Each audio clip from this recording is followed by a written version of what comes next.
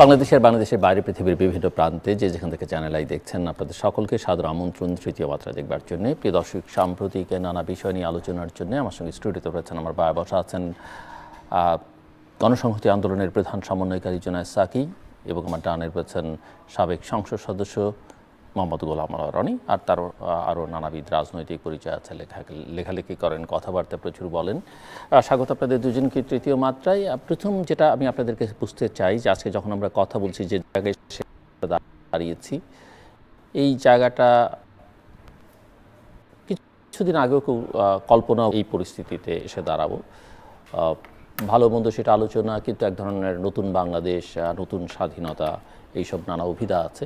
কিন্তু আমি আপনাদের দুজনের কাছ থেকে বুঝতে চাই যে আমরা কীভাবে এখানে এসে দাঁড়ালাম। জুনায়েদ সাকি, আমার মনে হয় যে আপনি শুরু করেন। আমি শুরু করব? হ্যাঁ, না, প্রথমত যে অনেক দিন যাবৎ আমরা একটা পরিবর্তন চাচ্ছিলাম। একটা দুঃশাসনের বিরুদ্ধে আমাদের প্রতিবাদ ছিল। তারপর আমরা পতন চেয়েছি, পদত্যাগ চেয়েছি, যে যার মতো করে। আওয়ামী লীগের আমরা পতন চেয়েছি। তা আলটিমেটলি সেই ঘটনাটা ঘটেছে, এবং এত নির্মম এবং নিষ্ঠুরভাবে ঘটেছে যেটা আপনার এবং আমার কল্পনার বাইরে। তো যার জন্য আমরা 5 তারিখে বিকেল 4টার পরে we were the happiest nation around the world ever made in the history. পৃথিবীতে যত জাতি গোষ্ঠী একসাথে খুশি হয়েছে, আমার কাছে মনে হয় আগস্ট মাসের 5 তারিখ বিকেলবেলা এই বাংলাদেশের বেশিরভাগ মানুষ যতটা খুশি হয়েছিল, এরকম খুশি পৃথিবীতে একসঙ্গে এত মানুষ হয়নি। এই গেল এক।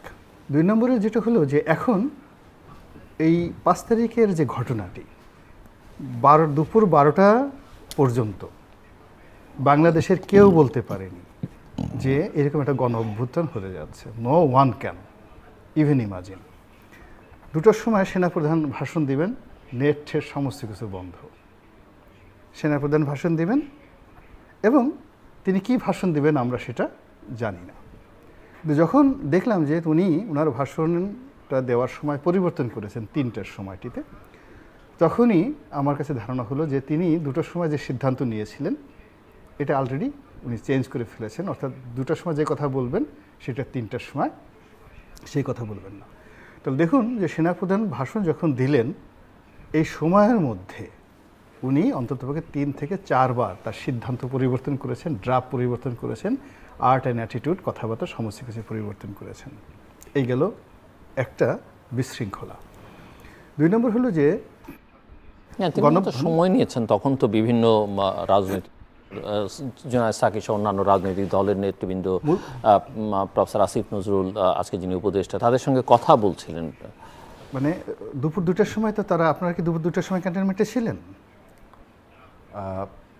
আচ্ছা, এই প্রসঙ্গে যেহেতু উনি তুলেছেন আমি একটু বলি। যেহেতু না প্র্যাকটিক্যাল টেলিভিশনে দেখছিলাম যে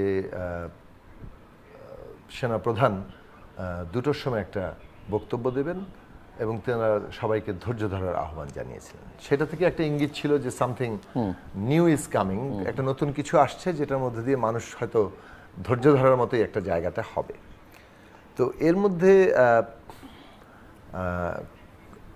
একটা খবর আসলো যে সেনাপ্রধান বিভিন্ন রাজনৈতিক দলের নেতৃত্বের সাথে একটু কথা বলতে চাচ্ছেন, তাদের মতামত শুনতে চাচ্ছেন। এবং আমিও একভাবে খবর পেলাম। তো আমি যখন সব খবর পেয়ে পৌঁছাতে মানে আমি বুঝি নাই, মানে আপনি কি খবর পেয়ে গেলেন না আপনাকে ইনভাইট করা হলো? আমাকে ইনভাইট করা হলো, টেলিফোন করে তারা জানিয়েছেন। এরকম তারা বেশ কয়েকজন রাজনৈতিক নেতৃত্বকে জানিয়েছেন যে তাদের সঙ্গে বসতে চান, এবং আমাকে জানানো হলো ইতিমধ্যে বিএনপি যিনি কটার সময় ফখরুল ইসলাম আলমগীর, আমার সাথে টেলিফোন যোগাযোগটাতে একটু দেরি হয়েছিল। আমাকে তারা আহ্বান জানিয়ে ফোন যখন করেছেন সম্ভবত এটা 1টা পরে, কিন্তু আমি ফোনটা পেতে পেতে প্রায় 2টোর জায়গায় এসেছি। এবং তারপরে আবার যেহেতু আমাদের গণতন্ত্র মঞ্চ আমি করি, আমাদের দল এবং আমাদের মঞ্চের নেতৃবৃন্দের সাথে আলোচনা করতে হয়েছে যে সেখানে আমি যাবো কিনা, কেননা এটা তো আমার একটা মিনিমাম একটা জায়গায় এই কনসেন্টটা আমাদের প্রয়োজন ছিল। এবং তারপরে আমি যখন যাওয়ার সিদ্ধান্ত নিলাম, সেটা পৌঁছাতে আমি মনে করি প্রায় 3টা বেজে গেছে।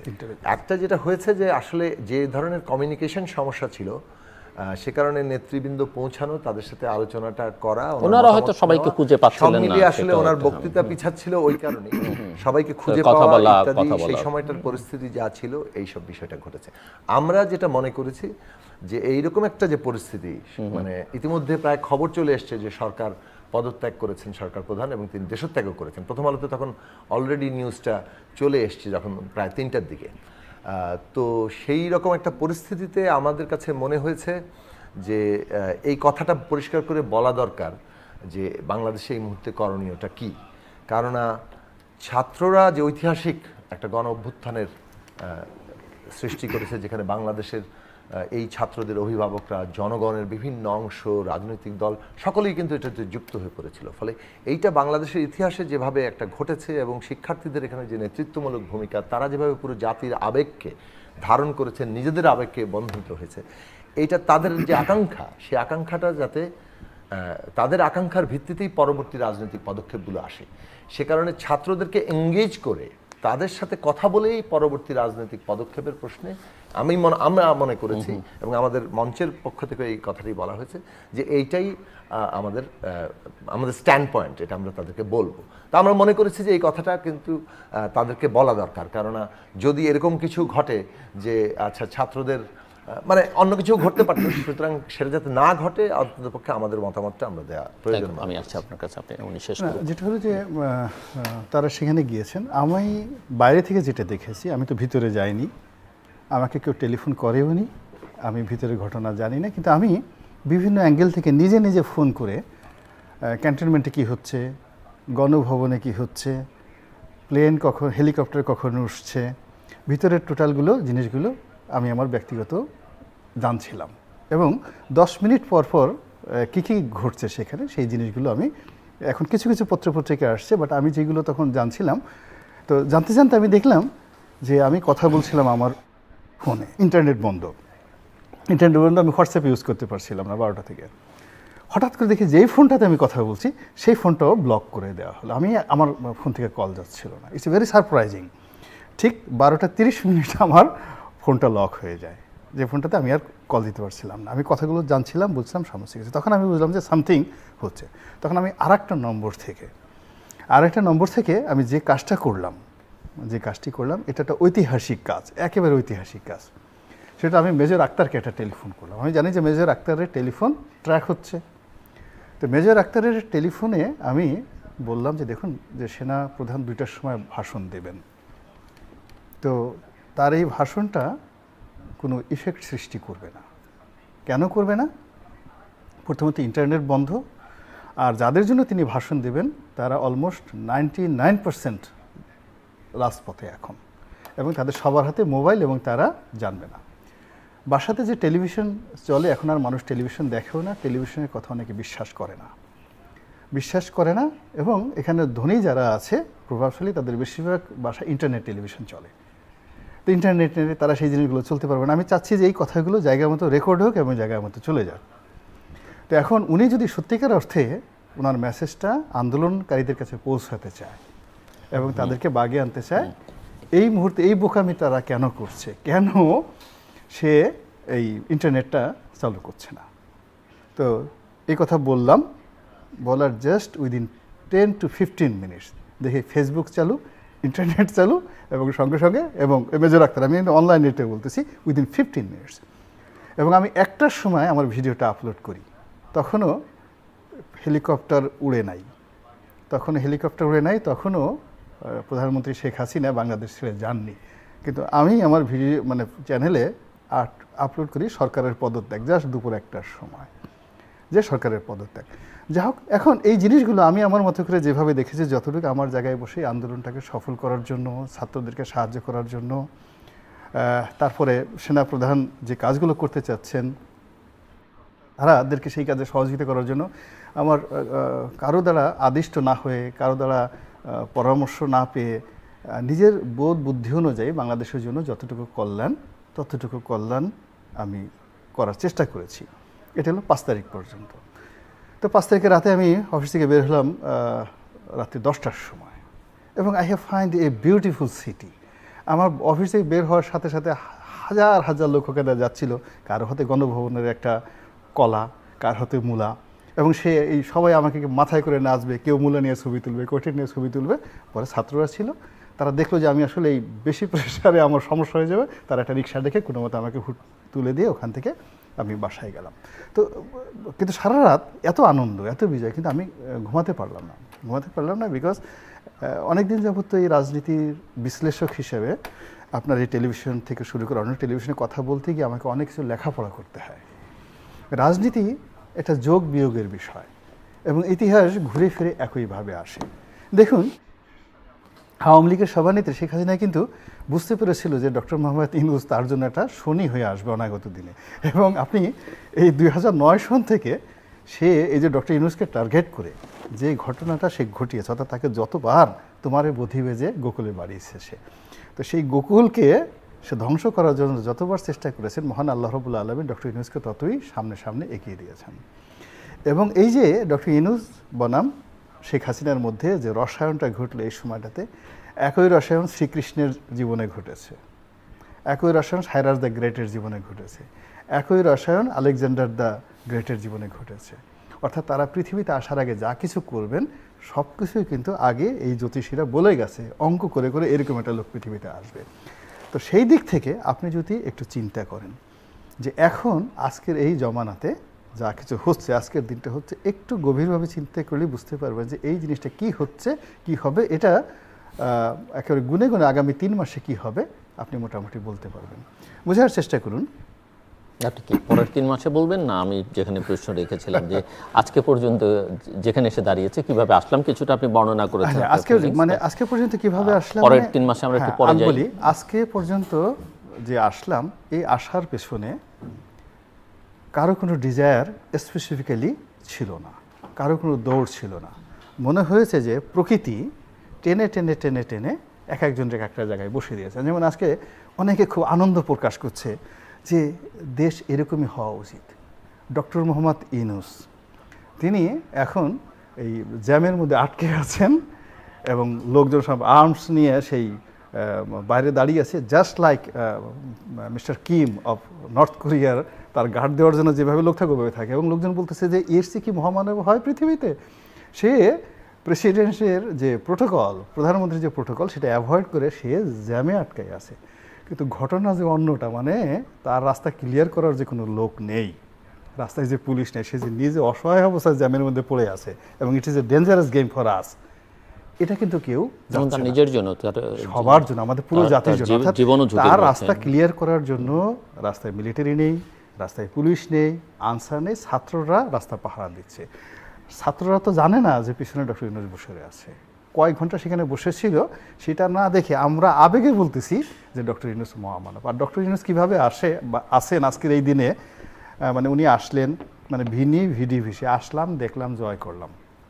ফলে তিনি যেটা পেয়েছেন ওটার ওজন এখনও তিনি বুঝতে পারেননি। তিনি পুরো তার যে চেয়ার টেবিল, এটাকে গ্রামীণ ব্যাংক মনে করছেন, এবং তার চারিদিকে নুরুন্নাহার আর নূরজাহানে ভরপুর। বাংলাদেশ ব্যাংকে এসে নুরুন্নাহার এসেছে, নূরজাহান সেই গ্রামীণ ব্যাংক থেকে এসে এখানে উপদেষ্টা মণ্ডলীতে ঢুকেছে, জাস্ট লাইক সেই গ্রামীণ ব্যাংক মডেলে চালাতে চেয়েছেন। এবং তার মধ্যে নরেন্দ্র মোদীর পার্থক্যটা কী এবং লিকওয়ানের পার্থক্যটা কী? লিকওয়ানকে আমেরিকাতে জিজ্ঞাসা করা হয়েছিল যে আপনি সিঙ্গাপুরকে এমন একটা সফল করেছেন, তো এটা what is the secret of this success? তো তিনি বললেন যে এটা এখানে বলা শোভনীয় হবে না। এর কারণ হলো এই যে শহরে আপনি আমাকে দাওয়াত করেছেন, এই শহরের ছোট্ট একটা গ্রামের মতো সিঙ্গাপুর, মানে সিঙ্গাপুরে আমি যে কাজগুলো করতে পেরেছি এটা এই শহরে চলবে না। এটা হলো লিকওয়ানের কথা। নরেন্দ্র মোদী যখন প্রধানমন্ত্রী হলেন, তাকে সবাই বলছেন যে গুজরাটকে তিনি পরিবর্তন করে দিয়েছিলেন, তারা এই গুজরাট মডেল চাচ্ছে। তিনি বললেন যে এই গুজরাট মডেল যদি আমি দিল্লিতে করতে যাই, দিল্লিতে দাঙ্গা হয়ে যাবে, কেন ওখানকার জনগণের রক্ত এক, চিন্তা এক, চেতনা এক, মন মানুষের থাকে, এবং জায়গাটা খুব ছোট পরিসর। তা আমি নরেন্দ্র মোদী ব্যক্তিগতভাবে গুজরাটে যে মডেল প্রতিষ্ঠা করেছি এটা দিল্লিতে প্রতিষ্ঠা করা সম্ভব না। That is a maturity of politician. আপনার বক্তব্য বোঝা গেছে, কিন্তু প্রফেসর মোহাম্মদ ইউনূস আসলে পারছেন কি না পারবেন কি না না, সেটা ওটা আমি এটা মজা ঘটনা বলে 1 মিনিট শেষ বোঝা যে না আমি দিচ্ছি আপনাকে 1 মিনিট, কারণ ওনার কাছে আমাকে যেতে হবে। রাইট, আমি 1 মিনিটে যাচ্ছি যে উনি যে ভারসাম্যটা তো আমার বজায় রাখতে হবে, এবং প্রফেসর ইউনূস পারবেন কি পারবেন না সেটা দেখার জন্য আমাদেরকে একটু অপেক্ষাও করতে হবে, উনি বুঝতে পারছেন কি না, কি দায়িত্ব পেয়েছেন। আমার কথা হলো যে আপনি তো জানেন আমরা দুইজন, আমরা দুইজনই ওনার যে কয়জন ওয়েলউইশার বাংলাদেশ আছে তাদের মধ্যে প্রধানতম। মানুষ যখন খুব আনন্দিত হয় তখন দেখবেন সে মাতৃভাষায় কথা বলে, আর মানুষ যখন খুব বিপদে পড়ে, খুবই বিপদে পড়ে, তখনও সে মাতৃভাষায় কথা বলে। তো উনি হঠাৎ করে বলে ফেলছেন যে সব কিছু লড়র বড়র হয়ে গেছে। এখন ফেসবুকে এইটা নিয়ে খুব ট্রল হচ্ছে যে বাংলাদেশে বলেছেন, আমি কোথায় কথা বলেছেন শুনিনি, বলেছে সব কিছু লড়র বড়র অবস্থায় আছে, লড়র বড়র হয়ে গেছে। লড়র বড়র চট্টগ্রামের চাটগাঁয়ে ভাষা। তো এখন সবাই বলছে যে চট্টগ্রাম এমন একটি জায়গা, এখানে যদি কেউ জন্মগ্রহণ করে তাকে দুনিয়ার যেখানেই নিয়ে যান না কেন তার ভিতর থেকে চাটগাঁয়ে ভাষাটা বের করতে পারবে না। তো তার মুখ থেকে যে লড়র বড়র বের হয়ে গেছে, এটার অনলি দুটো সূত্র আছে: he is very happy, much successful, এবং খুব সুন্দরভাবে তিনি কাজ করার জন্য 100% কনফিডেন্ট। অথবা হি ইজ টু ফ্রাস্ট্রেটেড, তিনি পূব পশ্চিম উত্তর দক্ষিণ কোনো কিছু দেখছেন না, এবং এই মুহূর্তে তিনি সিদ্ধান্ত নিতে পারছেন না হোয়াট শুড ডু। ওকে, আমি আসবো আপনার কাছে। Mister Zonayed Saki, part of ধন্যবাদ। আপনার প্রশ্নের জায়গাতে আমি যদি ফিরি যে আমরা আসলে এখানে কিভাবে আসলাম, আমি একটু রাজনৈতিকভাবে দেখি। আপনার তো তাই দেখবার কথা, কারণ আপনি রাজনীতিবিদ, অন্যভাবে দেখতে চাইবেন কেন? না, আমি মানে এই রাজনৈতিক সংগ্রাম বলতে মাঠে ময়দানে যে সংগ্রাম গত 15 বছর ধরে এই সরকারের আমলে হয়েছে, আমি তার একজন বলতে পারেন নগণ্য নিয়মিত অংশগ্রহণকারী, এবং আমি হয়তো কোনো কোনো ক্ষেত্রে সংগঠকের ভূমিকায় ছিলাম। সেই দিক থেকে আমি বলবো যে দেখুন, আমাদের দেশে মুক্তিযুদ্ধের মধ্য দিয়ে তো একটা প্রতিশ্রুতি তৈরি হয়েছিল যে এমন একটা রাষ্ট্র আমরা করব যেই রাষ্ট্রে নাগরিকরা সুযোগের সমতা পাবে, মানবিক মর্যাদা পাবে এবং সামাজিক ন্যায় বিচার পাবে। এগুলো খুব গুরুত্বপূর্ণ কনসেপ্ট। এর মানেটা হচ্ছে যে জনগণ যে আসলে ক্ষমতার কেন্দ্র, তাদের ভোটে যে সরকার হবে সেই সরকারটা জনগণের কাছে জবাবদিহিতা করবে, তার উপর প্রভুত্ব করবে না। শাসন কথাটাই তো অনেকটা মানে কলোনিয়াল একটা ব্যাপার, যে আপনি আমাকে শাসন করবেন। আসলে আপনি নিচ্ছেন রাষ্ট্র পরিচালনার দায়িত্ব। ফলে এই যে রাষ্ট্র পরিচালনা যিনি করবেন, জনগণের ভোটে নির্বাচিত হয়, সে জনগণের উপর প্রভুত্ব করবে না, বরং জনগণের কাছে জবাবদিহিতা করবে। কিন্তু পুরো বাংলাদেশ প্রায় উল্টো যাত্রায় শুরু হয়েছে, কারণ সাংবিধানিকভাবে এমন একটা ক্ষমতা কাঠামো তৈরি হয়েছে যে ক্ষমতা কাঠামোটা স্বৈরাচারী, এবং ওইটাকে ব্যবহার করে ধীরে ধীরে পুরো রাষ্ট্রটাকে একটা ফ্যাসিস্ট রাষ্ট্রে পরিণত করার নানান চেষ্টা চলেছে। এবং সর্বশেষ গত 15 বছর ধরে শেখ হাসিনার নেতৃত্বে আওয়ামী লীগ এইটাকে ফ্যাসিস্ট রাষ্ট্রে পরিণত করতে সক্ষম হয়েছেন। এবং এই যে একটা ফ্যাসিস্ট রাষ্ট্র এবং তার আধুনিক কর্তৃত্ববাদী অ্যাপ্লিকেশন, মানে নির্বাচনী কর্তৃত্ববাদ, যে আপনার সামনে একটা নির্বাচন মডেল সে দাঁড় করিয়ে রাখবে, মনে হবে যেন নির্বাচন হচ্ছে, কিন্তু আসলে ওখানে মানুষ কোনো ভোট দিতে পারবে না। এই মডেলটা উনি এই নতুন ফ্যাসিবাদে যুক্ত করেছিলেন। সে কারণে আমরা এটাকে বলেছি ফ্যাসিবাদী, কর্তৃত্ববাদী, স্বৈরাচারী শাসন। সবগুলো এটা একটা হাইব্রিড জায়গা তৈরি হয়েছে, এমনকি মাফিয়াদের কন্ট্রোলও বেড়েছে। এই ধরনের শাসন জনগণকে সবসময় দাবিয়ে রেখেছে। জনগণ তার কথাটা বলতে পারতো না, জনগণের কোনো আলাদা স্পেস ছিল না। রাজনৈতিক দল কিংবা নানান ধরনের কাঠামোর অধীনেই জনগণকে সবসময় থাকতে হয়েছে। কিন্তু জনগণের যে একটা ভাষা আছে, তার যে একটা চাওয়া আছে, আজকে অভ্যুত্থান এটাকে অবারিত করে দিয়েছে। আমাদের শিক্ষার্থীরা এই একটা অসাধারণ কাজ করেছেন যে তারা এমনভাবে এই আন্দোলনে যুক্ত হয়েছেন, এমনভাবে শিক্ষার্থীদেরকে, ছাত্র এই সর্বনামে সবাই একত্রিত হয়ে গেছে। এটা এমন না যে কোনো একটি বিশেষ নেতৃত্ব, একটা গ্রুপ সারা দেশের কোটি কোটি ছাত্রদেরকে দীর্ঘদিন ধরে উদ্দীপ্ত করতে করতে এই সংগ্রাম এনেছে। এটা হচ্ছে যে ছাত্রদের আন্দোলন।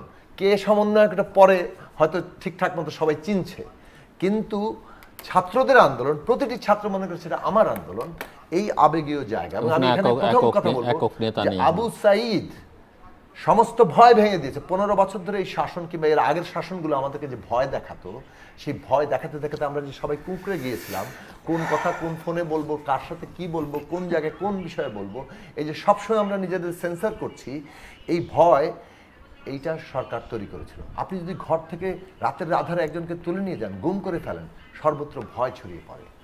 আপনি যখন মানে কি বলে যে ফেসবুকে একটা স্ট্যাটাস দেওয়ার কারণে রাত 2টোর সময় একটা 10 বছরের কি বলে ক্লাস 10-এ পড়া ছাত্রকে ধরে নিয়ে আসেন, সবাই ভাবতে থাকে যে এটা আসলে করা যাবে না।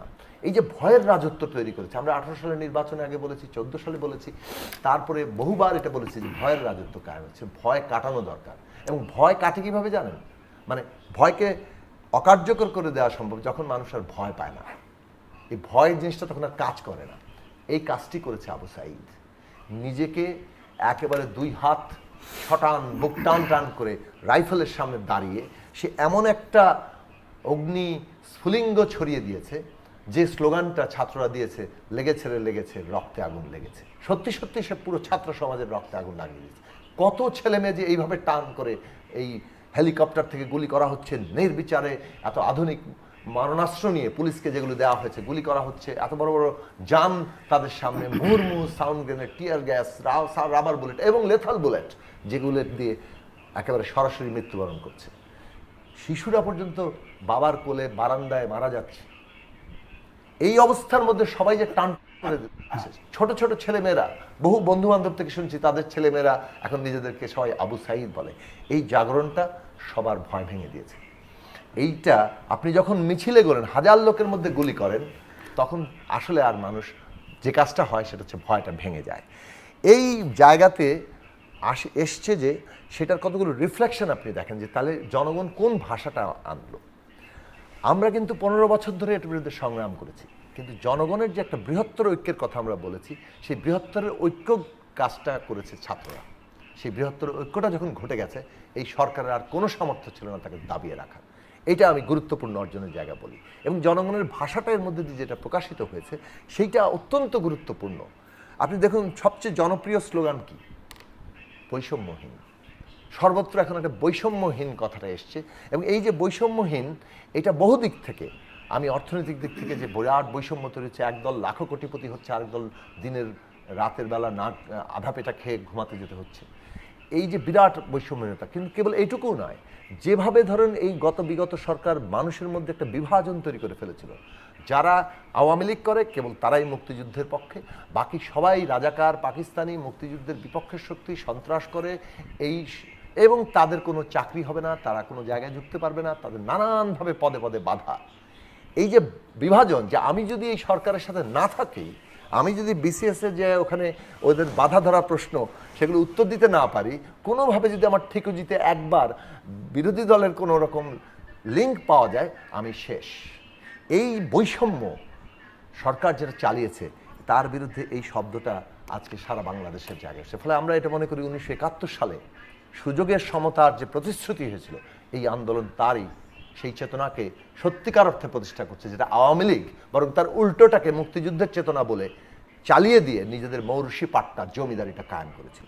আপনি আরেকটা স্লোগান দেখেন, এসছে স্বাধীনতা। এখন সবাই বলছে আমরা স্বাধীন হয়েছি, দ্বিতীয়বার স্বাধীনতা হয়েছে। কিসের ভিত্তিতে? পরিষ্কার করে বাংলাদেশ মনে হচ্ছিল চলছিল আমাদের দেশের কথায় নয়, কোনো একটা বিশেষ দেশের অথবা কোনো দেশের তাদের যে ভূ রাজনৈতিক স্বার্থ, তাদের যে আধিপত্য, সেইটা বজায় রাখার জন্য বাংলাদেশে একটা বিশেষ দলকে ক্ষমতায় থাকতে হবে। এই দেশের জনগণের অধিকার সমস্ত হরণ করে নেবে, ভোটাধিকার পর্যন্ত থাকবে না, মর্যাদা থাকবে না। এই যে স্বাধীনতার প্রশ্নটি, এইটা সামনে এসছে এই কারণে যে না, আমরা আমাদের দেশের রাজনীতি আমরা ঠিক করব, আরেক দেশের স্বার্থের কারণে এখানে একটি দলকেই মানে ভোট ছাড়া দিনের পর দিন ক্ষমতায় থাকতে হবে, এইটা কোনোভাবে বাংলাদেশের মানুষ মানেনি।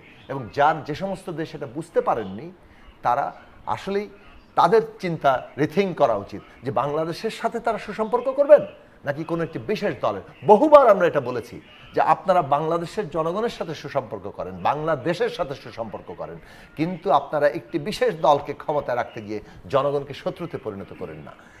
এই স্বাধীনতার বিষয়টি আবার সামনে এসছে। 71 সালে আমরা যে একটা রাষ্ট্র প্রতিষ্ঠা করেছিলাম, সেইটা স্বাধীনতা দেওয়া। আরেকটা বড় প্রশ্ন হচ্ছে ভুয়া ভুয়া, এটা সবচেয়ে জনপ্রিয় স্লোগানের মধ্যে একটি। এবং তার মানে হচ্ছে যে জনগণ বলতে চায় যে কাজটা ভুল, অন্যায়, যে কাজটা মানুষের বিরুদ্ধে যাচ্ছে, সেটাকে এখন জনগণ ভুয়া ভুয়া বলছে। প্রত্যেকটি রাজনৈতিক দল ভবিষ্যতে যারাই ক্ষমতায় যাবেন, কিংবা এখনো মানে ক্ষমতা কর্তৃপক্ষ যাই করবেন, এটা বুঝতে হবে যে জনগণ তাদেরকে দেখছেন এবং ভুয়া ভুয়া স্লোগান দিচ্ছেন। এবার আর মানুষ এর মধ্যে দিয়ে আরও কি চাচ্ছে লক্ষ্য করে দেখুন, রাজনীতি থেকে এটা বিচ্ছিন্ন থাকেনি। গত 15 বছর ধরে বিশেষত 14 সালের পর থেকে, এটা আমরা আগেও বলেছি, কিন্তু 14 সালের পরে এই কথাটা একেবারে এটাই একমাত্র জায়গায় দাঁড়িয়ে গিয়েছিল যে বাংলাদেশ রাষ্ট্রটা যেভাবে একটা ফ্যাসিস্ট কর্তৃত্ববাদী রাষ্ট্রে পরিণত করা হয়েছে, একটা ফ্যাসিস্ট বন্দোবস্তে নিয়ে যাওয়া হয়েছে, এই চুক্তিতে, এই বন্দোবস্তে আর এটা ইনক্লুসিভ কোনো রাষ্ট্র হতে পারছে না। এই রাষ্ট্র জনগণের মুখোমুখি হয়ে যাচ্ছে। জনগণকে ঐক্যবদ্ধ করা যার কাজ, সে জনগণকে পুরোপুরি উল্টো শত্রুতে পরিণত করে তার মুখোমুখি হয়ে যাচ্ছে। এটা তো সার্বভৌমত্ব রাখতে পারবে না। সেই জায়গায় আমরা বলেছিলাম যে নতুন একটা রাজনৈতিক বন্দোবস্ত লাগবে, যেটা গণতান্ত্রিক বন্দোবস্ত। তার অধীনে আমাদের রাষ্ট্র সংবিধানের সংস্কার করে রাষ্ট্রটাকে গণতান্ত্রিক করতে হবে। আজকে ছাত্ররা, শিক্ষার্থীরা, সারা দেশের মানুষ এই স্লোগানের প্রতিধ্বনি করছেন। তার মানে হচ্ছে এই বিগত রাজনীতির যে মানুষের আমার সমস্ত সংগ্রাম, সেইটার চেতনা, সেটার লক্ষ্যটা কিন্তু ছাত্র সমাজ, শিক্ষার্থীরা অনুভব করেছেন এবং তারা এই জনগণকে যে ঐক্যবদ্ধ করেছেন, এই ঐক্যের শক্তিটাকে আজকে ওই লক্ষ্যের দিকে পরিচালিত করতে যাচ্ছেন। বাংলাদেশের জন্য আমি মনে করি এর চাইতে বড় ইতিবাচক ঐতিহাসিক মুহূর্ত আর কিছু হতে পারে না। সেই দিক থেকে এটাকে যদি আমরা ঠিক মতো নিয়ে যেতে পারি, রাজনৈতিক দল, সমস্ত শ্রেণী পেশার মানুষ এবং বিশেষভাবে আমাদের এই তারুণ্য, এই শিক্ষার্থীরা যারা আন্দোলনের নেতৃত্ব দিচ্ছেন, আন্দোলনের পরেও এখন বিনা বলে যে পারিশ্রমিকে ঘরের খেয়ে বনের মোষ তাড়িয়ে রাস্তা শৃঙ্খলা ঠিক করছেন, কি বলে পরিষ্কার পরিচ্ছন্নতা করছেন, এই সমস্ত কিছু মানে আমাদের সামনে হাজির করে যে যদি সুযোগ পায় তাহলে এই ছাত্ররা এই রাষ্ট্রটাকে কত ভালোভাবে গড়ে তোলার জন্য এক অসাধারণ প্রাণশক্তি ধারণ করে। এখন আমি যে কথাটা শেষ করতে চাই, আমি একটা লেখা লিখেছিলাম গত নির্বাচনের আগে, প্রথম আলোতে সেটা অনলাইনে প্রকাশিত হয়েছিল। সেটা হচ্ছে যে এই তরুণ স্বাধীনতা এবং রাষ্ট্রের গতিমুখ, এই যে কোটি কোটি আমাদের তরুণ ভোটাররা, সেদিন আমি যখন রাস্তা দিয়ে যাচ্ছিলাম, বহু ছাত্ররা এসে বলতেছিল ওই যে আমরা 10 বছর ধরে ভোট দিতে পারিনি, আমরা কেউ বলছিল 15 বছর ধরে ভোট দিতে, আমরা কেউ বলছিল 5 বছর ধরে, মানে যারা ভোটার হয়েছে তরুণরা আরো, এই যে ভোট দিতে না পারা, এটা যে কত বড় একটা গভীর সমস্যা। রাষ্ট্র থেকে আমাদের পুরো জনগোষ্ঠী, তরুণরা বিচ্ছিন্ন হয়ে যাচ্ছে। তারা মনে করছে এই রাষ্ট্রে আমার কোনো অ্যাক্সেস নাই, আমি রাষ্ট্রের নাগরিক না। অথচ নাগরিক বোধ হলে সে নিজে রাত 12টা পর্যন্ত কিংবা কতক্ষণ পর্যন্ত, আমি দেখি না, আমি রাত 12টার সময় দেখেছি, সে কারণে বললাম যে তারা এখানে দায়িত্ব পালন করছে মহা উৎসাহের সাথে। এইটার জায়গাটা যদি আমাদের দেশের রাজনীতিবিদ, আমাদের দেশের বুদ্ধিজীবীরা, আমাদের দেশের সমস্ত মানুষ, এমনকি সমস্ত রাষ্ট্রীয় প্রতিষ্ঠান, মানে বিচার বিভাগ, সেনাবাহিনী, আইন শৃঙ্খলা বাহিনী, প্রশাসন, সবাই যদি উপলব্ধি না করেন, তাহলে আমরা হয়তো এই ভীষণ রকম অন্যায় করব এই দেশের সাথে। কিন্তু আজকে সেই সুযোগ, আপনি যেটা বলেছেন রাজনৈতিকভাবে আমার উপলব্ধি এই। আমি আসবো আবার আপনার কাছে মিস্টার গোলাম মাওলানা রনি, আপনি নেক্সট 3 মান্থসে কী হবে সেটা বলতে চাইছিলেন। মিস্টার জুনায়েদ সাকিব ভোটের প্রসঙ্গ উল্লেখ করলেন। সো আমার প্রশ্ন, মানে এই প্রশ্নের সূত্র ধরেই আপনি সামনের দিনগুলোতে কি দেখেন সেটা আলোচনা করতে পারেন আপনি, যে মানুষ যারা ভোট দিতে পারেনি গত 15 বছর, 10 বছর, 12 বছর, যেভাবেই বলি না কেন, কবে ভোট দিতে পারবে? না, প্রথমত এখন কবে ভোট দিতে পারবে মানুষ, এটা হচ্ছে আমার মূল প্রশ্ন। আপনি এই প্রথমত আগামীতে ভোট হবে, একটা নির্বাচন হবে, সেখানে প্রেসিডেন্সিয়াল ফর্ম অফ গভর্নমেন্ট আসবে না পার্লামেন্টারি ফর্ম অফ গভর্নমেন্ট আসবে, এই বিষয়গুলো নিয়ে এখন আলোচনা মানে সাধারণ যারা আম জনতা তাদের মধ্যে নেই। তাদের মধ্যে মানুষ এখন আর ভোট দিতে চায় না। তাদের মধ্যে এই মুহূর্তে ডে টু ডে, এভরিডে, সকাল বিকাল 3বার, তারা সকাল বিকাল রাতে 3বার 3 ধরনের চিন্তা করছে। প্রথমত যে অর্থনৈতিক সমস্যাটা সৃষ্টি হয়েছে, তো প্রান্তিক লেভেলের সমস্ত মানুষের মধ্যে একটা অর্থনৈতিক দূর্ণতা আছে। ফলে যার ঘরে চাল নাই, ডাল নেই, সে গণতন্ত্র দিয়ে তার কিছু আসে যায় না। তো এই সাধারণ মানুষের এই যে তার কাজের পরিবেশ, কর্মপরিবেশ সৃষ্টির জন্য সে প্রতিদিন আকুল হয়ে থাকে যে কখন রেল লাইন চলবে, উত্তরা থেকে যারা মতিঝিল আসতে চায় কখন মেট্রো রেল চলবে, এই জিনিসগুলো তারা কিন্তু চাচ্ছে, এটা আপনাকে বুঝতে হবে। 2 নম্বর হলো যে এই যে ছাত্ররা অনেক রাত জেগে ইন্টারমিডিয়েট পড়ছে, স্কুলে পড়ছে, ইউনিভার্সিটিতে পড়ছে, তারা দায়িত্ব পালন করছে, তারা তাদের আবেগের জায়গা থেকে করছে, কিন্তু তার সঙ্গে সঙ্গে তাদের যারা পিতামাতা, মুরব্বী যারা আছেন, আমার মনে হয় না যে মুরব্বীরা লং রানে তাদের ছেলেমেয়ের এই যে রাস্তায় থাকাটা বা এই কষ্ট করাটা তারা মেনে নেবে। 3 নম্বরে যেটা হলো, এখানে জুনায়েদ সাকিব আছেন, যেহেতু তিনি সংগঠন করেন, সংগঠন অত্যন্ত শক্তিশালী একটা বিষয়। তো এই ঢাকা শহরে এই মুহূর্তে ধরুন, আমি ধরে নিলাম 2 লাখ ছেলেমেয়েরা তারা ট্রাফিকের দায়িত্ব পালন করেছেন। নর্মালি হয়তো দেখা গেল যে ট্রাফিক পুলিশ হিসেবে এখানে 2000 বা 5000 ট্রাফিক পুলিশ দায়িত্ব পালন করতো, সেই দায়িত্বটাই এখন তারা 2 লাখ করছেন। তো 5000 পুলিশ যেটি করতে পারে, বিকজ তাদের একটা চেইন অফ কমান্ড থাকে, তাদের একে অপরের সঙ্গে একটা যোগাযোগ থাকে। কিন্তু এই 2 লাখ ছেলেমেয়ে বিচ্ছিন্নভাবে যার যার যে জায়গাটুকু আছে, অর্থাৎ দেখা গেল সোনারগাঁ মোড়ে যে জ্যামটা হচ্ছে ওখান থেকে সে কোনো অবস্থাতে পান্থপথের জ্যামের যে কী অবস্থা সে পারছে না। ফলে এদের এত প্রচেষ্টা, এত আন্তরিকতা এবং এত মানবতা, উনি যেটা বললেন ঘরের খেয়ে বনের মোষ তাড়ানো, এই আবেগটাকে আমরা যারা জনগণ আছে আমরা এটা আপহোল্ড করতে পারবো কি না অন দ্য লং রানে, যেহেতু তাদের মধ্যে সেই সমন্বয়টা যদি থাকতো তাহলে ট্রাফিক ব্যবস্থা তারা যে পরিশ্রম করতেছে, যে ওয়েস্টার্ন কালচারে যে সিস্টেমে তারা লেনগুলো রাখছে, যদি শুধুমাত্র সমন্বয় থাকতো ট্রাফিকের মধ্যে যে এই পয়েন্ট থেকে ওই পয়েন্টে কী অবস্থা, বা এখন গুলশানের অবস্থা কি আর এখন মতিঝিলের অবস্থা কি, সমন্বয়টা থাকলে আমাদের ট্রাফিক পুলিশ যে দায়িত্ব পালন করে তার চেয়ে 100 গুণ শ্রম তারা দিচ্ছে, ট্রাফিক অবস্থা ভালো হতো। কিন্তু সে সমন্বয় না থাকার কারণে কী হচ্ছে, they are creating a huge problem, এবং সামটাইমস কিছু মানুষের বিরক্তি, কিছু না অনেক মানুষেরই বিরক্তির কারণ হয়েছে এই জিনিসটা। ছাত্রছাত্রী যারা ভাই বোন আছেন বা আমার সন্তানের আছেন তাদেরকে সেই জিনিসটা বুঝতে হবে। এরপর যেটা বললাম যে আগামী 3 মাসে আমাদের কি কি হতে পারে, এখানে দেখুন অনেকগুলো ঘটনা এর মধ্যে ঘটেছে। জুনায়েদ শেখ যখন বলছিলেন ফ্যাসিস্ট হাসিনা, স্বৈরাচারী আওয়ামী লীগ, মানে এই কথাগুলো বললে আমারও খুব কেমন একটু 2014 থেকে মানে আমি আওয়ামী লীগ ছেড়ে আসছি, কিন্তু যেহেতু একটা সময় আওয়ামী লীগ করতাম কিছুটা হলেও গায়ে লাগে আর কি, কেমন যেন জিনিসটা। হ্যাঁ, তারপর আমি মেনে নিই যে আসলে ঘটনা তো সত্য, মানে যাই বলেছে ঘটনা তো মিথ্যা না, এর চেয়ে ফ্যাসিজম আর হয় না, এর চেয়ে স্বৈরাচারী হয় না। আমাদের জুনায়েদ শেখই খুব আবেগপ্রবণভাবে বলছিলেন, আবেগতাড়িত হয়ে, যে দীর্ঘ 15টি বছর রাজপথে লড়াই করেছেন, সংগ্রাম করেছেন ফ্যাসিবাদের বিরুদ্ধে, তারপরে ডিক্টেটরের বিরুদ্ধে, স্বৈরাচারের বিরুদ্ধে। এই কথাগুলো লাগে আমার শরীরে, যেহেতু একটা সময় আওয়ামী লীগ করতাম। কিন্তু আবার চিন্তা করি যে না, কথাগুলো তো সত্য কথাই। এর কারণ হলো 2014 সন থেকে আওয়ামী লীগ এবং শেখ হাসিনা যুগপৎভাবে এই বাংলাদেশে যে দুঃশাসন, অনাচার, অবিচার এগুলো তিনি করেছেন, তার ফলে কি হলো, বাইরে যারা আওয়ামী বিরোধী লোক রয়েছে তারা এক ধরনের অত্যাচারের মধ্যে ছিলেন, এটা সত্য। কিন্তু যারা আওয়ামী লীগের ভিতরে ছিলেন তারাও কিন্তু কম অত্যাচারিত হয়নি, ভিন্ন মতের, মানে দেখা গেল এমপির অ্যাগেনস্টের লোক বা আওয়ামী লীগ যারা ছেড়ে আসছে। আমার বাড়িটা 1962 সনের বাড়িটা মাটির সঙ্গে মিশিয়ে টিউবওয়েলটা পর্যন্ত উঠায় নিয়ে গেছে। তো এই যে ক্রোধ, আমার গাড়িটা, আমার অনেক শখের একটা গাড়ি, ঢাকা বিশ্ববিদ্যালয়ে এই কয়েকদিন আগে সেটা ভেঙে চুরমার করে দিল আর কি, এই যারা আছে।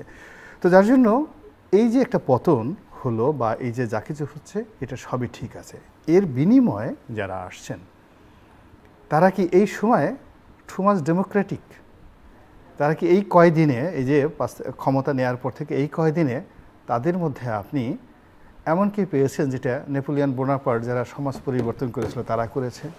এমন কি পেয়েছেন যেটা জুলিয়াস সিজার যেদিন রোমের সিভিল ওয়ারের এগেনস্টে রিভল্ট করে রোমের সেই ক্ষমতা নিয়েছিলেন? এমন কি করেছেন যেদিন সম্রাট বাবর সেই যুদ্ধ করে দিল্লিতে, সেই দিল্লির যে সমস্ত কিছু নিয়ন্ত্রণে নিয়ে উইদিন 24 ঘন্টার মধ্যে দিল্লি ঠান্ডা করে ফেলেছিলেন? Is there any hope? কথাগুলো আমি আপনাকে বলি। যেমন আমাদের মহামান্য নোবেল লরিয়েট উপদেষ্টা, তিনি এসে প্রথমেই বললেন আমার কথা শুনতে হবে। হোয়াই? আমাকে ডেকেছেন তাই আমার কথা শুনতে হবে।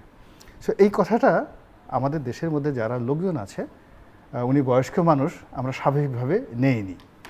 This tone is not a right tone. Guardian, বয়স্ক শব্দ বলে হোয়াটএভার মেবি, আমরা তাকে পদে বসিয়েছি to serve our nation, not to dictate our nation. This is one.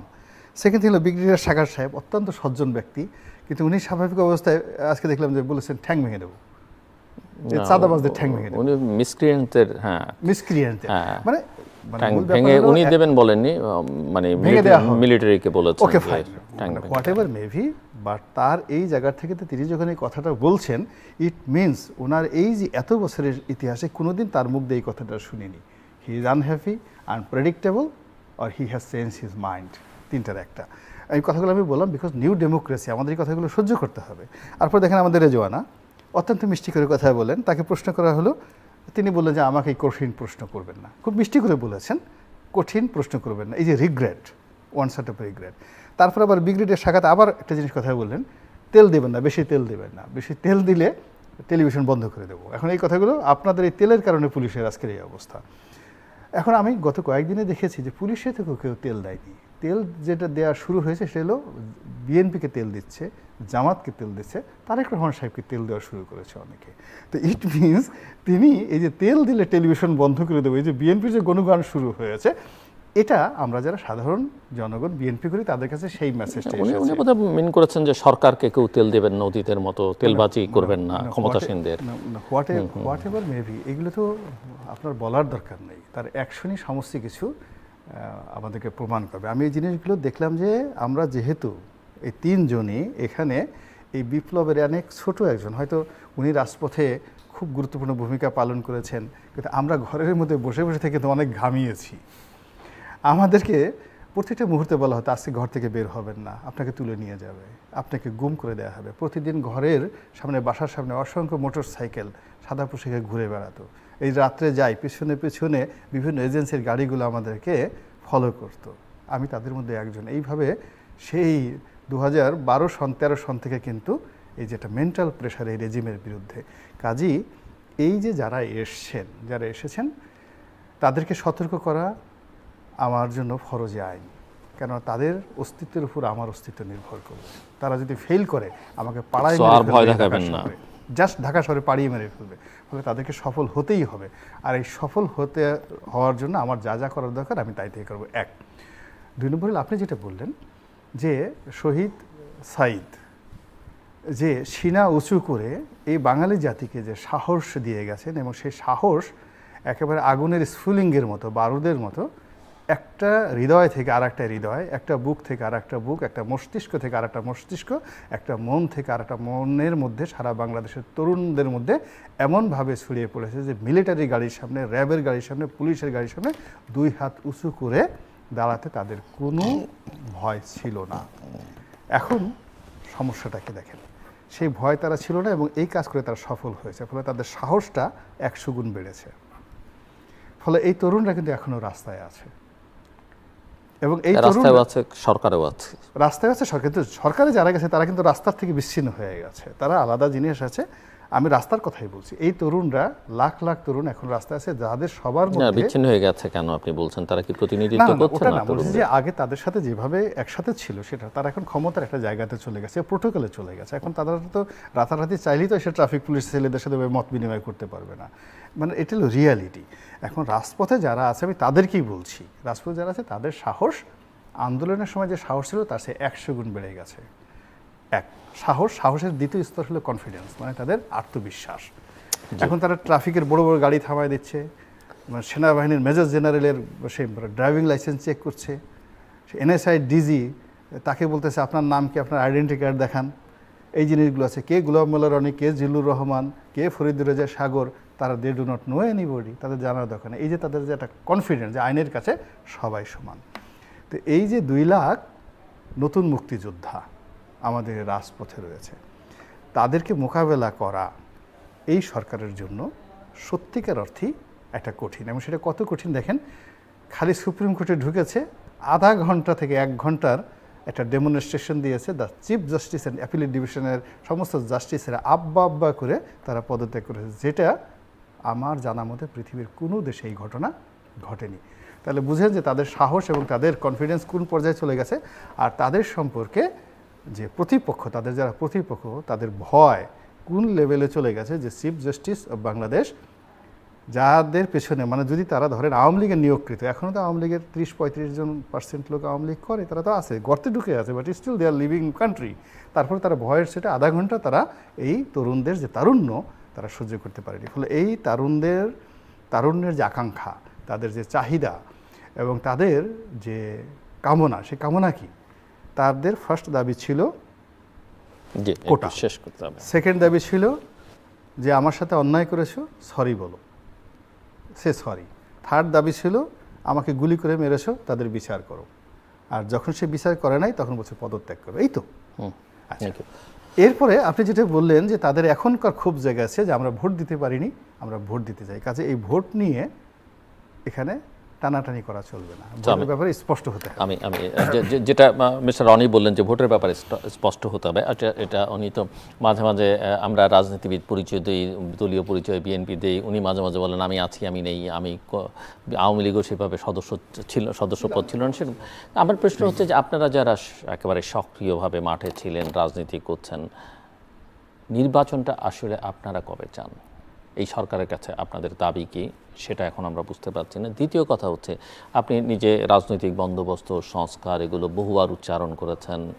এখন আমার প্রশ্ন হচ্ছে যে সরকারে যারা আছেন তারাও বলছেন, কিন্তু সংস্কার মানে কি এবং এই সংস্কার কোন প্রক্রিয়ায় হবে এবং সেটা টেকসই হবে কিনা সেটা আমরা বুঝবো কিভাবে সাধারণ নাগরিক হিসেবে? খুবই গুরুত্বপূর্ণ প্রশ্ন এবং এই প্রশ্ন নিয়ে আমাদের আরো বহুবার আলোচনা করতে হবে এবং আপনি আশা করি সেই আলোচনার দ্বার উন্মোচন করবেন, কেননা তৃতীয় মাত্রা অত্যন্ত গুরুত্বপূর্ণ একটা প্ল্যাটফর্ম যেখান থেকে কথাগুলো ওঠে।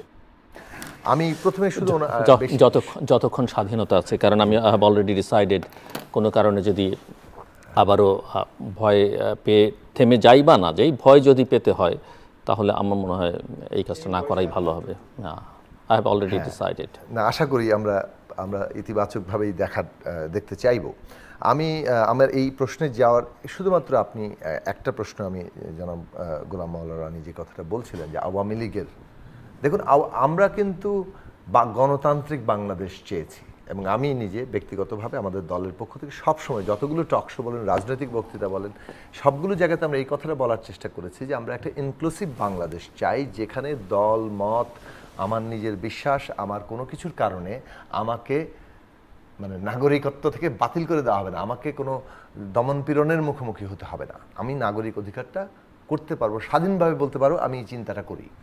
এখন আওয়ামী লীগ বাংলাদেশের একটা গুরুত্বপূর্ণ রাজনৈতিক দল হিসেবেই তো আমরা বিবেচনা করেছি ৭১ সালে যে দলটি নেতৃত্ব দিয়েছিল, কিন্তু শেখ হাসিনার নেতৃত্বে এসে বিশেষত তার দ্বিতীয় মেয়াদে যখন উনি একটানায় 15 বছর থাকলেন, তাকে কথা কতবার বলা হয়েছে যে এইভাবে ভোট ছাড়া ক্ষমতায় না থেকে আপনি বরং একটা ডিগনিফাইড লেগাসি তৈরি করেন, একটা সম্মানজনক উত্তরাধিকার সৃষ্টি করেন, আসেন। বিশেষত ৭ই জানুয়ারির আগে আপনি টকশোগুলো দেখেন, আমার রাজনৈতিক বক্তৃতা বলেন, বহুবার এই শব্দ বলেছি যে আপনার জন্য ডিগনিফাইড লেগাসি হবে, আপনি এই 15 বছর থেকেছেন, এখন আসেন এই যে রাষ্ট্র সংস্কারের ব্যাপারে যে রাজনৈতিক দলগুলো 31 দফা দিয়েছে, আপনার দফাটা কি?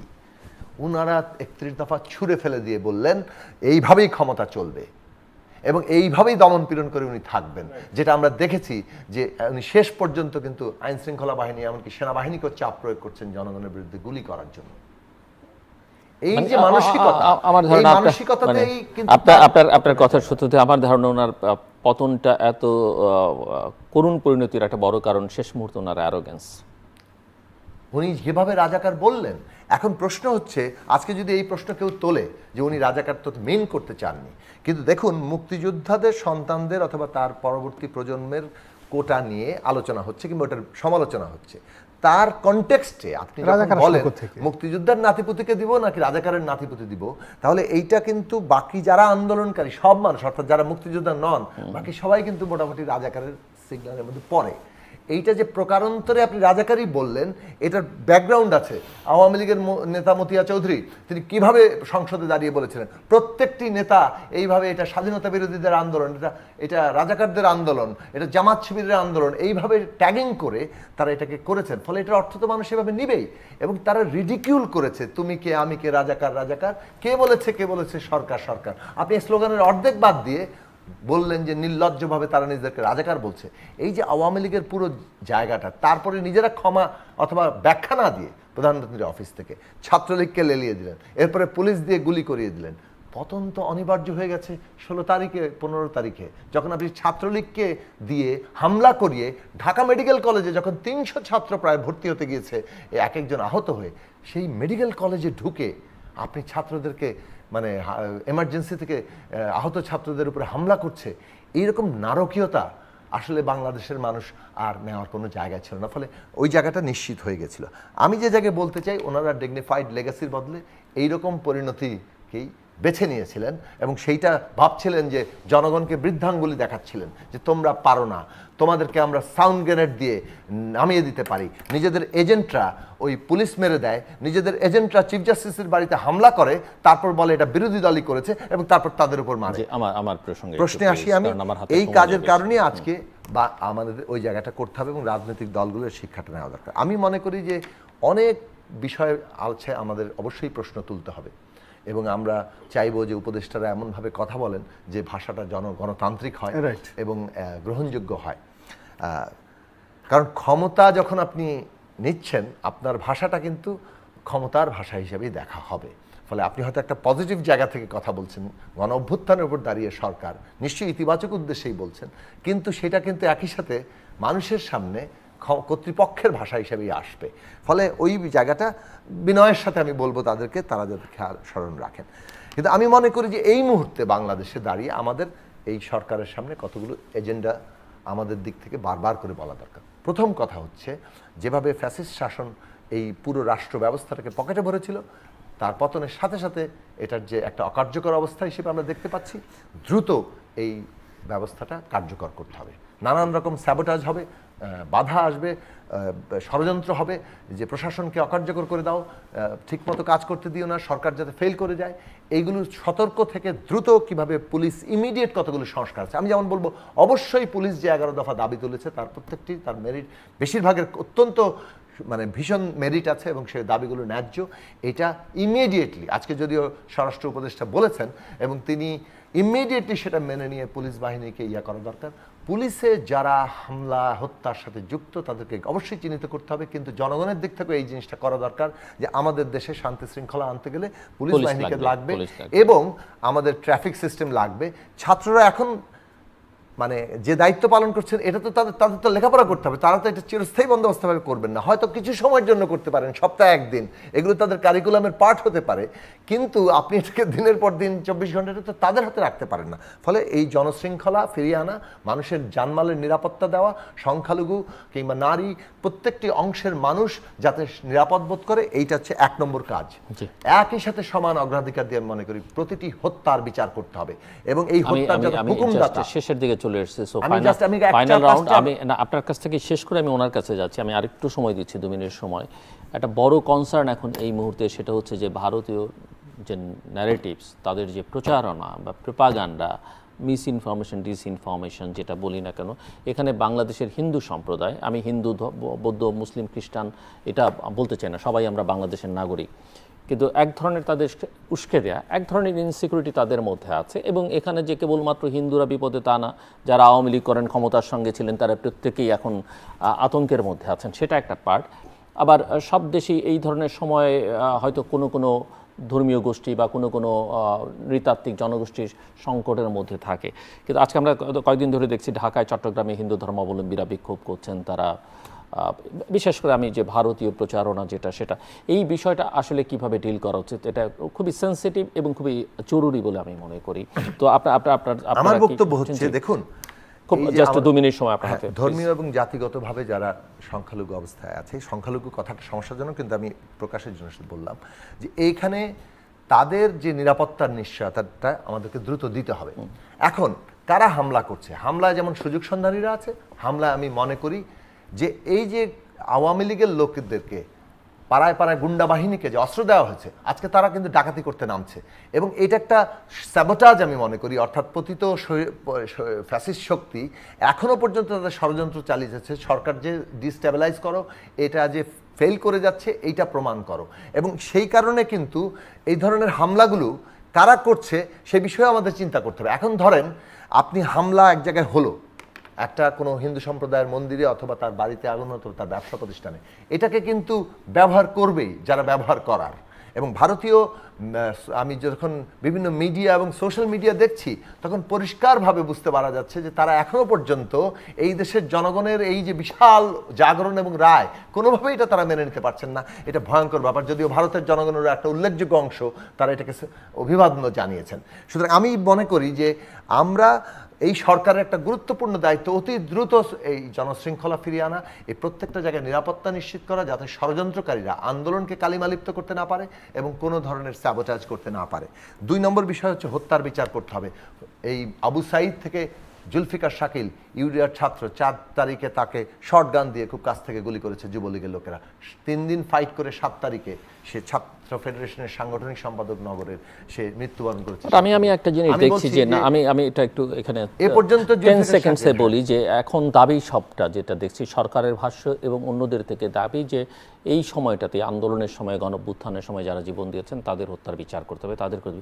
কিন্তু গত 15 বছরে বহু মানুষ আমি 4টা কাজকে আমি শুনছি না বলে বলছি, আমি 4টা কাজকে আশু মনে করি। দ্বিতীয় কাজটা বললাম যে এটা অবশ্যই শেষ করে দিতে হবে, প্লিজ। হুকুমদাতাদের বিচার করতে হবে, প্রয়োজনে আন্তর্জাতিক কোর্টে যেতে হবে। এই আমাদের সাঈদ থেকে জুলফিকার শাকিল হাজারো ছাত্র নিহত আহত, তাদের দায়িত্ব নিতে হবে পরিবারের। 3 নম্বর জিনিস হচ্ছে 15 বছরে যে গুম খুন, যে লুটপাট, অর্থ পাচার এই রাষ্ট্র ক্ষমতা ব্যবহার করে হয়েছে, সেটার জন্য কমিশন গঠন করতে হবে এবং বিচারে যেতে হবে। 4 নম্বর হচ্ছে এটা হচ্ছে আশু কাজের 4টা দিক। দেখুন আমরা এরা লুটপাট করে অর্থনীতিতে 12টা বাজিয়েছে। অর্থনৈতিক চ্যালেঞ্জটা অত্যন্ত গুরুত্বপূর্ণ। আমাদের দেশের পোশাক রপ্তানি খাতের নিরাপত্তা, কারখানা এবং শিপমেন্টের। এবং 5 নম্বর ব্যবহার হচ্ছে রাষ্ট্র ব্যবস্থা সংস্কার করে কিভাবে আমরা কত গণতান্ত্রিক নির্বাচনের পরিবেশ তৈরি করব, এই জায়গাটাতে আমাদের যেতে হবে। এখন গণতান্ত্রিক নির্বাচনের আগে রাষ্ট্র ব্যবস্থার সংস্কারের 2টো প্রশ্ন আছে। কতগুলো সংস্কার আছে যা অনেকগুলো এই সরকারের হয়তো করতে পারবে, কতগুলো সংস্কার আছে আইনি যেটা আসলে একটা নির্বাচিত সংসদই কেবল করতে পারে। ফলে আমরা মনে করি যে সমস্ত সংস্কারের মধ্য দিয়ে একটা পরিবেশ সৃষ্টি করা নির্বাচনের এবং রাজনৈতিক দলগুলোর মধ্যে আরও বৃহত্তর সংস্কারের জন্য কনসেনসাস তৈরি করা এবং আগামী নির্বাচনটাকে একটা সংবিধান সভার নির্বাচনে পরিণত করে সেই সংবিধান সংস্কার করে বাংলাদেশে গণতান্ত্রিক সংস্কার এবং নতুন বন্দোবস্তকে নিশ্চিত করা, এই পর্যন্তই অভ্যুত্থান চলছে। ছাত্ররা সে পর্যন্ত জাগরুক থাকবে এবং এই অভ্যুত্থানকে এগিয়ে নিয়ে যাবে। ক্লোজিং রিমার্কস এবং আমি যেটা সংখ্যা মানে হিন্দু ধর্মাবলম্বীদের যে উদ্বেগ উৎকণ্ঠা এবং ভারতীয় যে ন্যারেটিভস সেই সম্পর্কে প্রথমত যেটা বলে নেই যে এখন বাংলাদেশে যে অরাজকতা চলছে, এখানে হিন্দুদের প্রতি নির্যাতন যদি জেনুইনলি হয়, নির্যাতন হচ্ছে, অথবা যদি এটি আওয়ামী লীগের চক্রান্তে এই ধরনের একটা সাজানো হয় যেটি বিএনপি থেকে শুরু করে অন্য সবাই বলার চেষ্টা হোয়াট এভার মেবি, আমি মনে করি যে এই পুরো দায়িত্বটি এই মুহূর্তে ঠিক অপারেশন ক্লিন হার্টের মতো এইভাবে সেনাবাহিনীকে দায়িত্ব দিয়ে মাঠে নামাতে হবে। There is no option. একদিন দেরি করবে সরকার বিপদে পড়বে। এর কারণটা হলো এখন আমাদের বাংলাদেশ পুলিশের যে অবস্থা, বিজিবির যে অবস্থা এবং র্যাবের যে অবস্থা, তারা যে একটা মেন্টাল ট্রমার মধ্যে আছে, তারা এই ধরনের পরিস্থিতি মোকাবেলা করার মতো শক্তি সামর্থ্য তাদের নেই। তারা ডেইলি টু ডেইলি শুধুমাত্র জিডি এন্ট্রি করা এবং লোকাল যে ট্রাফিক, এই বিষয়গুলোকে যেখানে শক্তি প্রয়োগ করতে হবে না, সেই বিষয়গুলো পুলিশের 21 দফা দাবি মেনে নেওয়ার পর তারা যদি ক্ষমতা আসেও তাদের এই ট্রমা কাটিয়ে উঠতে মিনিমাম 1 থেকে 1.5 বছর সময় লাগবে। এর আগ পর্যন্ত এই দেশের ল অ্যান্ড অর্ডার যে সিচুয়েশনগুলো আছে এটা নিয়ন্ত্রণ করার জন্য সেনাবাহিনীকে ম্যাজিস্ট্রেসি পাওয়ার দিয়ে একেবারে ঠিক সেই যেভাবে অপারেশন ক্লিন হার্ট করা হয়েছিল সেইভাবে, আর যদি সেটা করতে দেরি হয়, আজ এই হিন্দুরা বেরিয়েছে, বিকেলে দেখলাম যে হেফাজতও খুব জঙ্গি টাইপের একটা যাকে বলে স্টেটমেন্ট তারা তৈরি করেছে। ওদিকে নারায়ণগঞ্জে দেখলাম যে তাদের একটা মানে কয়েকটা ইসলামী সংগঠন তারা ঐক্যবদ্ধ হয়েছে, কারণ ইসলামিক গ্রুপগুলোর মধ্যে যেহেতু আমি এই জিনিসগুলো হ্যান্ডেল করি, তাদের মধ্যে অনেকগুলো যেমন শিয়া, সুন্নি থেকে শুরু করে হেফাজত, জামাত, চরমোনাই, এদের সবার মধ্যে বিরোধ আছে। এই বিরোধগুলো কিন্তু দানা বাঁধছে। এইগুলো যদি 3টি ইসলামপন্থী দল নিজেরা বিবাদ করে, হিন্দুরা যদি এখানে এই অবস্থা হয়, ব্যবসায়ী সংগঠনও কয়েকটা নেমে গেছে, যারা খুব গার্মেন্টসের শ্রমিকরা নেমে গেছে, তো এই পুরো পরিস্থিতি ঘোলাটে হওয়ার আগেই আমার কাছে মনে হচ্ছে আইন শৃঙ্খলা রক্ষার দায়িত্বটা অ্যাবসলিউটলি একেবারে ম্যাজিস্ট্রেসি পাওয়ার সহ সেনাবাহিনীর হাতে অতীতে যেভাবে দিয়েছে সেটা দিয়ে তারপরে তারা সেই কাজটি করুক। এটা হলো 1। 2 নম্বর, রাষ্ট্র সংস্কারে আমি মনে করি না যে ওনাদের উইদাউট ম্যান্ডেট, জনগণের ম্যান্ডেট ছাড়া তাদের এই কাজে হাত দেওয়া উচিত, কেননা সংস্কার একটা চলমান প্রক্রিয়া এবং সংস্কারটা এত যে আপনি আজকে যেটা সংস্কার করলেন এটা আসলে 6 মাস পরে থাকে না। তো যার জন্য একটা কন্টিনিউয়াস সরকার কন্টিনিউয়াস প্রসেস, কিন্তু বেসিক মৌলিক কিছু জায়গায় হাত দিতে হবে, যেটা সংবিধানের মধ্য দিয়ে করতে হবে। যে জায়গাগুলো ধরেন আমরা খুব বিতর্কিত, একেবারে খুবই বিতর্কিত, যেগুলো অর্ডিন্যান্স আকারে সাংবিধানিক পরিবর্তন করতে হবে, সেগুলো তো সংসদ লাগবে। কিন্তু যে কিছু জিনিস আছে যে 4-5টা খুব বিতর্কিত আইন, জায়গায় যেতে হবে, 4-5টা বিতর্কিত আইন, 4-5টা অর্ডার, 4-5টা ডিজায়ার, এগুলো করার জন্য 5টা থেকে 10টা ডিগ্রি দিলেই যথেষ্ট। এই 10টা ডিগ্রি তৈরি করতে, ড্রাফট করতে 10 মিনিট সময় লাগবে, নট মোর দ্যান দ্যাট, আর ঘোষণা করতে 1 মিনিট সময় লাগবে। সো এই যে সংস্কৃতি মানুষ হয়ে যাবে। তো এই জন্য আমার 6 বছর সময় লাগবে না, আমি বলছি এই জন্য আমি যদি বলি যে আমার এই রাষ্ট্র সংস্কার করতে হবে, আমাকে 6 মাসের সময় লাগবে, অ্যান্ড ডিজিটাল সিকিউরিটি অ্যাক্ট যদি আমি বাদ দিতে চাই, স্পেশাল পাওয়ার্স অ্যাক্ট যদি বাদ দিতে চাই, জাস্ট প্রেসিডেন্ট বা সেই হিসেবে সে বলবো আমি এই ডিগ্রিটা জারি করলাম। এগুলো একটা। 2 নম্বর হলো আরও কিছু যে সমস্যা ফরহাদ মাঝার যে কথাগুলো বলছেন অত্যন্ত গুরুত্বপূর্ণ, যে এই মুহূর্তে অনেকগুলো আইনগত জটিলতা তৈরি হয়েছে। সেই জটিলতার জায়গাতে ডক্টর মোহাম্মদ ইউনূসকে সিদ্ধান্ত নিতে হবে যে তিনি কি উপদেষ্টা আন্ডার রাষ্ট্রপতি, নাকি তিনি এই সমন্বয়কদের দ্বারা নির্বাচিত মনোনীত, মানে এই যে আন্দোলনের মহানায়ক। যদি তাই হন তাহলে তার হুকুমই ডিগ্রি, তিনি যেটা বলবেন সেটাই ডিগ্রি, সেটাই ল, কোনো কনস্টিটিউশন কিচ্ছু নাই। কিন্তু এখন যদি চলমান সিস্টেমের মধ্যে যেতে হয় তাহলে he is working under this president, ফলে তাকে প্রেসিডেন্টকে বলতে হবে প্রেসিডেন্ট একটা ডিগ্রি জারি করবে, যেটা পরবর্তীতে আপনার পার্লামেন্ট কর্তৃক পাস হবে। ফলে এই জায়গাটা তো খুব দ্রুত তাদেরকে একটা সিদ্ধান্ত নিয়ে ডিক্লারেশনে চলে আসতে হবে। এই জায়গাটা, এই হলো আমার বক্তব্য। শেষ করতে হবে। দেখুন, সাংবিধানিক প্রশ্ন আমরা পরে তুলবো, মানে নিশ্চয়ই একটা জরুরি জটিল বিষয়, কিন্তু মানুষের আরেকটি কনসার্ন আছে, দ্রব্যমূল্য সহ সমস্ত কিছু, এগুলো অর্থনৈতিক চ্যালেঞ্জটাকে অত্যন্ত গুরুত্বের সাথে এই সরকারকে নিতে হবে, কারণ সেটা কোনোভাবে আমরা ট্যাকল করতে না পারলে আমরা বড় বিপদ। দর্শক, অনুষ্ঠানের শেষ প্রান্তে আমরা সামাজিক যোগাযোগ মাধ্যম ফেসবুক, এক্স এবং ইউটিউবে তৃতীয় মাত্রা লাইভ স্ট্রিম হচ্ছে, আপনারা দেখতে পারেন। টেলিভিশনের পর্দায় দেখতে না পারলে ইউটিউবে যে কোনো সময় যে কোনো স্থান থেকে তৃতীয় মাত্রা চ্যানেলটি সাবস্ক্রাইব করি পর্ব বা পুরোনো পর্বগুলো আপনারা দেখতে পারেন। মোহাম্মদ গোলাম মোল্লা রনি এবং মিস্টার জোনায়েদ সাককে অসংখ্য ধন্যবাদ এই আলোচনা শোনার জন্য। দর্শক, সরকারের সামনে চ্যালেঞ্জ কি, এগুলো অনেকবার আমরা আলোচনা করেছি, কিন্তু মূল চ্যালেঞ্জ এখন যেটা, সেটা হচ্ছে আইন শৃঙ্খলা পরিস্থিতি ফিরিয়ে আনা, এবং তার জন্যে ল এনফোর্সিং এজেন্সি যেগুলো আছে তাদের আস্থাটা ফিরিয়ে আনা খুব জরুরি। তাদের একটা মরাল ব্রেকডাউন হয়েছে, এবং সেটা অপরাধ বোধ থেকে হতে পারে, পরিস্থিতির কারণে হতে পারে, কিন্তু পুলিশ ছাড়া তো দেশ চলবে না, তার মধ্যে তো আরও শাখা প্রশাখা আছে, প্রশাসন ছাড়া চলবে না, তাদের আস্থাটা ফিরিয়ে আনা জরুরি। দ্বিতীয়ত হচ্ছে যে আমাদের প্রাইভেট সেক্টরের ব্যবসায়ী সমাজের আস্থা ফিরিয়ে আনা অত্যন্ত অত্যন্ত জরুরি, এবং এটা নানা ক্ষেত্রে অনেকেই আতঙ্কের মধ্যে আছেন, এবং পরিবেশ পরিস্থিতি কতটা স্বাভাবিক, এখানে নীতিগত অনেক সিদ্ধান্তের ব্যাপার আছে, এটা অত্যন্ত জরুরি। এবং তৃতীয়ত হচ্ছে যেটা, এবং সেটা কোনো কোনো ক্ষেত্রে আগামী কয়েকদিনের জন্য আমার মনে হয় সবচেয়ে আইন শৃঙ্খলা পরিস্থিতির সঙ্গে সম্পর্কিত, যে হিন্দু সম্প্রদায়ের মধ্যে, সেটা প্রচারণার কারণেই হোক, পরিস্থিতির কারণে হোক, তাদের মধ্যে এক ধরনের নিরাপত্তাহীনতা আছে, তাদের আস্থা ফিরিয়ে আনা এবং তাদেরকে পূর্ণ নিরাপত্তা দেয়া, এটা সরকারের দায়িত্ব, আইন শৃঙ্খলা রক্ষাকারী বাহিনীর দায়িত্ব, এবং বাংলাদেশের আমি মনে করি আমাদের প্রতিটি নাগরিকের দায়িত্ব। যার যেখানে সুযোগ আছে তাদেরকে নিরাপত্তা দানে ভূমিকা রাখা, তাদের পাশে দাঁড়ানো, সেটা যেন আমরা সবাই দাঁড়াই। কেননা এই কনফিডেন্সটা, এই আস্থার জায়গাটা আমাদেরকেই নিশ্চিত করতে হবে, এবং সেটা যদি আমরা করতে পারি তাহলে বাইরের কোনো দেশের যে প্রোপাগান্ডা বা অপতথ্য, সেগুলো মোকাবেলা করা আমাদের জন্য অনেক সহজ হবে, এবং বরং তাদেরকে একটা জবাবও দেওয়া যাবে। আমাদের সঙ্গে থাকবার জন্য অসংখ্য ধন্যবাদ, আপনাদের সবার জন্য শুভকামনা।